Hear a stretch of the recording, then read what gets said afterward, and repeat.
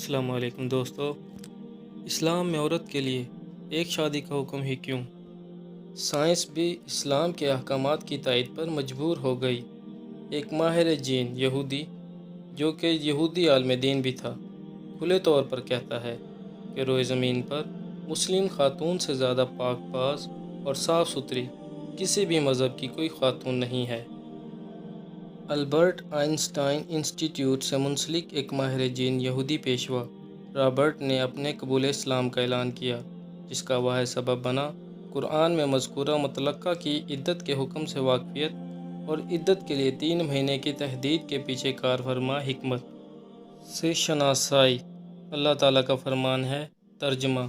مطلقات اپنے آپ کو 3 حیض تک روکے رکھیں۔ اس آیت نے ایک حیرت انگیز جدید علم ڈی این اے کے انکشاف کی راہ ہموار کی، اور یہ پتہ چلا کہ مرد کے سپرم میں پروٹین دوسرے مرد کے مقابل 62% مختلف ہوا کرتی ہے،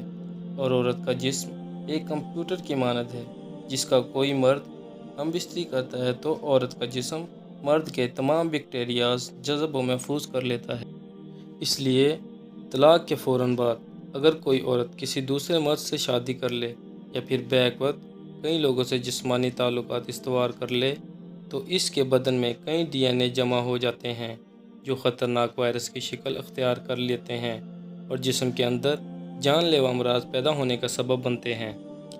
سائنس نے تحقیق کی کہ طلاق کے بعد ایک حیض گزرنے سے 32 سے 35% تک پروٹین ختم ہو جاتے ہیں، اور دوسرا حیض آنے تک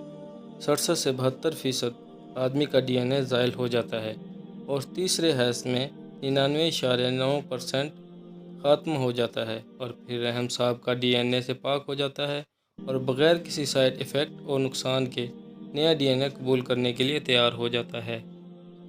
ایک طوائف کئی لوگوں سے تعلقات بناتی ہے جس کے سبب اس کے رحم میں مختلف مردوں کے بیکٹیریاز چلے جاتے ہیں اور جسم میں مختلف ڈی این اے جمع ہو جاتے ہیں، اور اس کے نتیجے میں وہ مہلک امراض کا شکار بن جاتی ہے۔ اور رہی بات متوفی انا کی عدت کی، تو اس کی عدت طلاق شدہ عورت سے زیادہ ہے،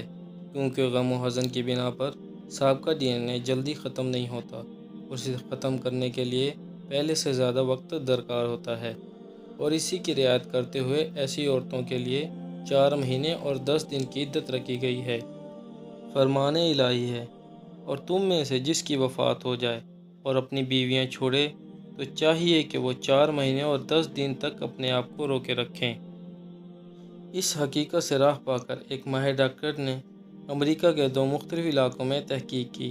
ایک محلہ جہاں افریقن نژاد مسلم رہتے ہیں، وہاں کی تمام عورتوں کے جین میں صرف ایک ہی شوہر کا ڈی این اے پایا گیا، جبکہ دوسرا علاقہ جہاں اصل امریکن آزاد عورتیں رہتی ہیں، ان کے جین میں ایک سے زائد 2-3 لوگوں تک کے ڈی این اے پائے گئے۔ جب ڈاکٹر نے خود اپنی بیوی کا خون ٹیسٹ کیا تو چونکا دینے والی حقیقت سامنے آئی کہ اس کی بیوی میں 3 الگ الگ لوگوں کے ڈی این اے پائے گئے، جس کا مطلب یہ تھا کہ اس کی بیوی اسے دھوکہ دے رہی تھی، اور یہ کہ اس کے 3 بچوں میں سے صرف ایک اس کا اپنا بچہ ہے۔ اس کے بعد ڈاکٹر پوری طرح قائل ہو گیا کہ صرف اسلام ہی وہ دین ہے جو عورتوں کی حفاظت اور سماج کی ہم آہنگی کی ضمانت دیتا ہے، اور اس بات کی بھی کہ مسلم عورتیں دنیا کی سب سے زیادہ صاف ستھری، پاک دامن اور پاک باز عورتیں ہوتی ہیں۔